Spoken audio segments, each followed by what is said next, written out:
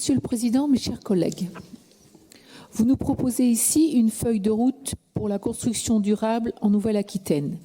Cette délibération est nécessaire pour optimiser le suivi des travaux, mais elle contient quelques manques regrettables susceptibles de mettre en cause la bonne exécution de ces derniers. Les prestations effectuées ne sont pas toujours à la hauteur du budget engagé et d'ailleurs vous reconnaissez vous-même que les objectifs fixés n'ont pas toujours été atteints dans ce domaine. C'est pourquoi nous vous proposons quelques pistes à explorer pour que cette délibération soit optimale. En voici quelques exemples, mais cette liste n'est pas exhaustive.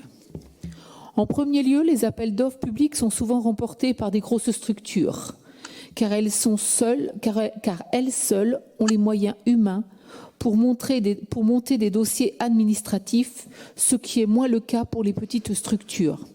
Or, ces dernières doivent être soutenues en priorité face à la crise.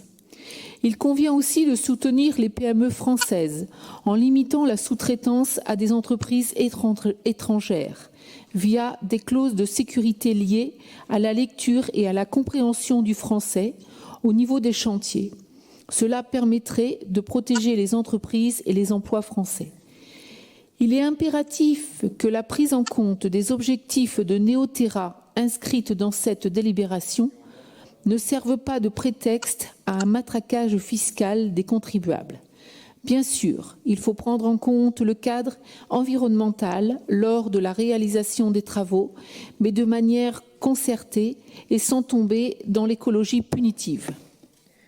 Malgré son caractère quelque peu fourre-tout, nous reconnaissons que cette feuille de route a le mérite d'exister et propose des solutions innovantes. Nous attendons simplement de vous plus de précision et de volontarisme afin de concourir le plus efficacement possible à la relance de nos entreprises. Nous voterons donc en faveur de cette délibération. Je vous remercie.